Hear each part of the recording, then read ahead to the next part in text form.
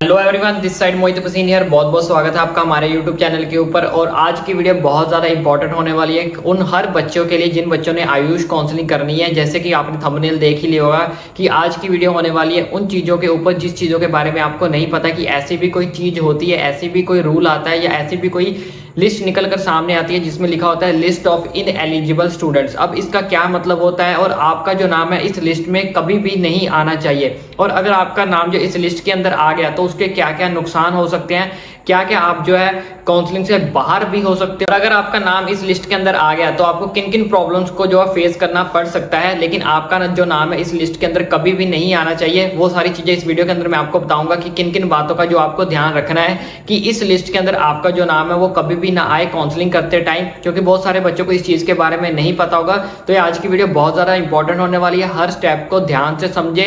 वैसे तो मैं सारा कुछ आपको एक्सप्लेन करूंगा ईच एंड एवरीथिंग, फिर भी अगर आपकी कोई क्वेरी रह जाए तो ओपनली मुझे नीचे कमेंट करके पूछ लेना। लेकिन इस वीडियो को बिल्कुल भी स्किप मत करना। अगर आपको आयुष काउंसलिंग के अंदर पार्टिसिपेट करना है फिर मत बोलना कि सर मेरा जो नाम है वो list of in eligible candidates के अंदर आ गया। यहाँ पे मैं अभी आपको एक जो लिस्ट शो करने वाला हूँ, यहाँ पे आपको एक लिस्ट शो हो रही होगी। इस लिस्ट के अंदर आप देख सकते हो साफ साफ लिखा गया है, ये जो लिस्ट है ये पिछले साल की है जिसमें साफ साफ लिखा गया है list of in eligible candidates. अब ये list of in eligible candidates होता क्या है, किन किन बच्चों का नाम इसके अंदर आ जाता है, किन किन बातों का आपको जो ध्यान रखना है वो सारा कुछ इस वीडियो के अंदर मैं आपको बताऊंगा। पहले आप जो है वो पीडीएफ चेक करिए जिसके अंदर आप देख सकते हो साइड में सीरियल नंबर लिखा हुआ, बच्चों का नाम लिखा हुआ, प्लस उसका जो है वो रैंक लिखा हुआ है। अब ये जो है 100 पेजेस की पीडीएफ है, यानी कि पिछले साल जो 100 पेजेस की पीडीएफ भेजी गई थी। 100 पेजेस के अंदर जो है बच्चों का नाम लिखकर आया था। आपको मैं पूरी की पूरी पीडीएफ शो करवाता हूँ, ऊपर से लेके नीचे देखिए सारे के सारे सीरियल नंबर लिखे हुए हैं। 100 पेजेस की ये पीडीएफ है। अगर आप 1 नंबर से सीरियल नंबर को शुरू करते हो तो नीचे तक आप देखते जाओगे। ये देखिए 100, 200, 300, 400, 600, 800, देख सकते हैं आप 1000, 1500। तो कितनी तेजी से आपको बताइए 100 पेजेस की जो है वो नीचे बढ़ती जा रही है। यानी कि आप इसके अंदर हम टोटल की बात करें तो टोटल जो नंबर ऑफ स्टूडेंट्स आप देख सकते हो उसके अंदर कितने हैं 3859, यानी कि 3859 जो स्टूडेंट्स है वो लास्ट टाइम पे जो है इन एलिजिबल कैंडिडेट्स के अंदर आ गया था। इसके अंदर आप ये भी देख सकते हो कि सारे के सारे जो कैंडिडेट्स, ऐसा नहीं कि वो सारे के सारे लो रैंक वाले हैं। इसके अंदर आपको जो कैंडिडेट्स है वो हाई से हाई रैंक वाला कैंडिडेट भी मिलेगा, लो से लो रैंक वाला कैंडिडेट भी मिलेगा। लेकिन अब इन्होंने ऐसी क्या गलती कर दी थी जो इनका जो नाम है in list of in eligible candidates के अंदर आ गया। और अब इसका जो परिणाम है या इसका जो रिजल्ट है वो उन्हें क्या देखने को मिला था, उस टाइम पे इन्होंने ऐसी क्या गलती कर दी थी, वो सारी की सारी वीडियो इसके अंदर मैं आपको बताऊंगा। सबसे पहले आपने जो पीडीएफ देख ली, अब मैं आपको सारी चीजें समझाता हूँ, ब्रीफली एक्सप्लेन करता हूँ कि आपका जो नाम है इस लिस्ट के अंदर ना आए। तो सबसे पहले बात करते हैं हमारे फर्स्ट पॉइंट से। जिन बच्चों को भी आयुष काउंसलिंग AACCC की काउंसलिंग करनी है तो सबसे बच्चे जो इसमें अंदर सबसे पहले क्या गलती करते हैं, जैसे कि आपको फर्स्ट राउंड के अंदर जो कॉलेज अलॉट हो गया, तो फर्स्ट राउंड के अंदर कॉलेज अलॉट होने के बाद हमारे पास 2 ऑप्शंस होते हैं। या तो आप अपग्रेड के लिए अप्लाई कर सकते हो या फिर आप सीधा सीधा जो है वो फ्री एग्जिट मार सकते हो। तो लेकिन यहाँ पे बच्चे बहुत ज्यादा गड़बड़ कर देते हैं। कुछ बच्चे जो तो फ्री एग्जिट कर देते हैं, चलो वो तो ठीक है, लेकिन जो बच्चे अपग्रेड के लिए आते हैं उन्हें बहुत ज्यादा प्रॉब्लम फेस करनी पड़ती है। उन्हें समझ नहीं आता वो अपग्रेड के लिए अप्लाई करें तो कह रहे कैसे।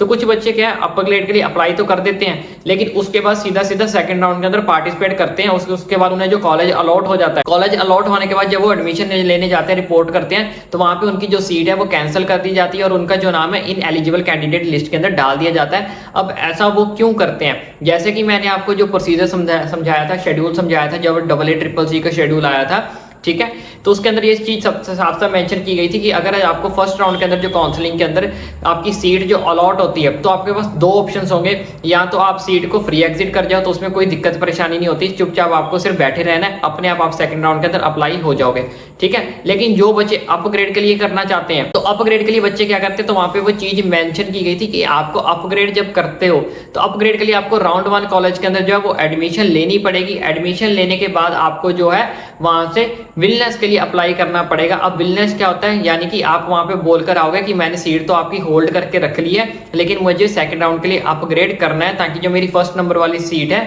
वो वहीं पे रहे।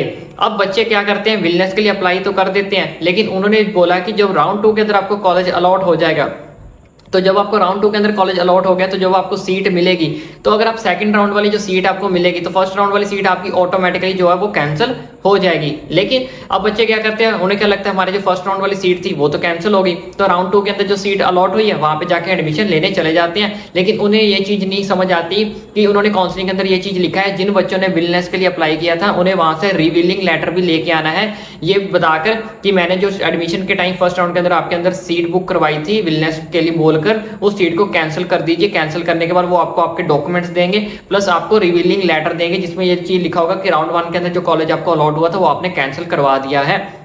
वो बच्चे वो रिवीलिंग लेटर लेते नहीं है, राउंड 2 के अंदर सीधा सीधा पार्टिसिपेट करने के बाद एडमिशन करवाने चले जाते हैं और उनके पास रिवीलिंग लेटर होता नहीं है, तो जिसकी वजह से उनका साफ साफ जो नाम है वो काउंसलिंग से बाहर करके इन एलिजिबल कैंडिडेट्स के अंदर डाल दिया जाता है, क्योंकि उन्होंने फर्स्ट राउंड के अंदर सीट अपनी ले ली थी, वहां पे उन्होंने अपनी सीट को कैंसिल नहीं करवाया। उधर से राउंड 2 के अंदर भी उन्हें एक और सीट अलॉट होगी, यानी कि एक कैंडिडेट के नाम पर अब दो सीट्स हो चुकी है, एक राउंड 1 वाली और एक राउंड 2 वाली, तो जो कि EEEC के लिए बहुत बड़ा जो एक एक्ट के अकॉर्डिंग जो है जुर्म है, आप जुर्म कह लो या जैसे मर्जी कह लो, कि एक बंदे को एक टाइम पे 2 सीट्स कभी भी अलॉट नहीं हो सकती, एक टाइम पे एक ही सीट आपके हाथ में रहेगी। इसलिए आपको जो पहले वाली सीट थी उसके लिए रिवीलिंग लेटर निकलवाना पड़ेगा, रिवीलिंग लेटर लेना पड़ेगा। बच्चों को इस चीज के बारे में पता नहीं होता, वो रिवीलिंग लेटर लेते नहीं है, राउंड 2 वाली सीट के अंदर सीधा एडमिशन लेने चले जाते हैं और वहां पे आपको पकड़ लिया जाता है। पकड़ने के बाद आपका जो नाम है सीधा सीधा इन एलिजिबल कैंडिडेट के अंदर लिस्ट के अंदर डाल दिया जाता है। अब इसका इंपैक्ट क्या करता है वो भी मैं आपको बता देता हूँ। और अब दूसरी गलती यहाँ पे बच्चे क्या करते हैं, बात करते हैं अब राउंड 2 की। राउंड 2 के अंदर हमारे पास 2 ऑप्शंस होते हैं, या तो हमारे पास कॉलेज अपग्रेड होके आ जाता है या फिर अपग्रेड नहीं होता, सेम टू सेम रहता है। अगर तो अपग्रेड हो गया तो ऑटोमेटिकली जैसे मैंने आपको बताया कि पुराने कॉलेज से आपको रिवीलिंग लेटर लेना पड़ेगा और राउंड 2 वाला जो कॉलेज अलॉट हुआ उसमें आपको एडमिशन लेनी पड़ेगी। लेकिन जिन बच्चों को कॉलेज अपग्रेड ही नहीं होता है उनके लिए क्या ऑप्शन है, उनके लिए जो फर्स्ट नंबर वाला कॉलेज है वो आपने विलनेस के लिए अप्लाई किया था, यानी कि आपका जो फर्स्ट नंबर वाला कॉलेज है वो आपके लिए कुछ टाइम के लिए रिजर्व रहेगा। तो बच्चे क्या करते हैं, उनका कॉलेज अपग्रेड नहीं हुआ, उधर से वो देखते हैं कि मैंने विलनेस के लिए अप्लाई किया है, वही सेम टू सेम कॉलेज मेरे लिए राउंड 3 के अंदर भी जो है वो रिजर्व रहेगा, ऐसा बिल्कुल भी नहीं होता है।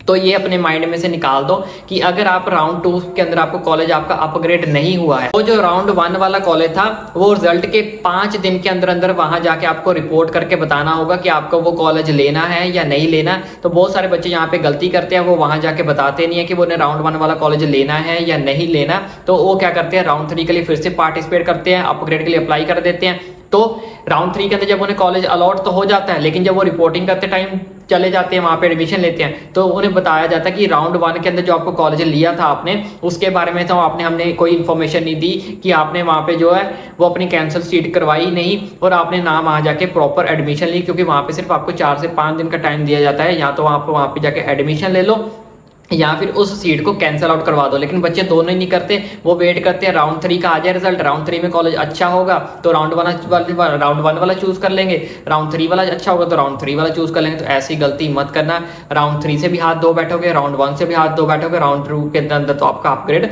हुआ ही नहीं। सीधा सीधा बोलूं तो काउंसलिंग से ही हाथ धो बैठोगे। अगर एक बार आपका जो नाम है वो इन एलिजिबल कैंडिडेट लिस्ट के अंदर आ गया तो उसके बाद आप किसी भी टाइप की काउंसलिंग नहीं कर सकते, इवन अपने स्टेट की काउंसलिंग भी नहीं कर सकते, आप पूरी की पूरी काउंसलिंग से जो है वो बाहर हो जाओगे। इवन आप दूसरे स्टेट की प्राइवेट काउंसलिंग भी नहीं कर सकते, इवन सारी की सारी काउंसलिंग से सिंपली लैंग्वेज में बोलूं तो सारी की सारी जितनी भी काउंसलिंग है स्टेट की या प्राइवेट की या कोई डीम्ड की, सारी की सारी काउंसलिंग से आप जो है वो बाहर हो जाओगे। अब जितने भी बच्चों को काउंसलिंग करनी है ईच एंड एवरी स्टेप सोच समझ के काउंसलिंग करनी है, समझ कर काउंसलिंग करनी है कि कौन सा स्टेप कहाँ पे जा रहा है, कौन सा स्टेप कहाँ पे जा रहा है, आपको कौन सा स्टेप को फॉलो करना है, कौन सा स्टेप को फॉलो नहीं करना है। और अपनी चॉइस फिलिंग सबसे ज्यादा जो मेन इंपॉर्टेंट हमारी चॉइस फिलिंग होती है, जो आपको यहाँ से यहाँ भी पहुंचा सकती है, यहाँ से यहाँ भी पहुंचा सकती है। तो अपनी चॉइस फिलिंग के अंदर कॉलेजेस को ध्यान से डालें। लेकिन अगर जिन बच्चों को नहीं पता कि ऑल इंडिया की आयुष काउंसलिंग के अंदर कौन कौन से कॉलेजेस डालने हैं और उनका रैंक किन किन कॉलेजेस के आसपास आ सकता है, किस किस कॉलेजेस के अंदर उनको एडमिशन मिल सकती है,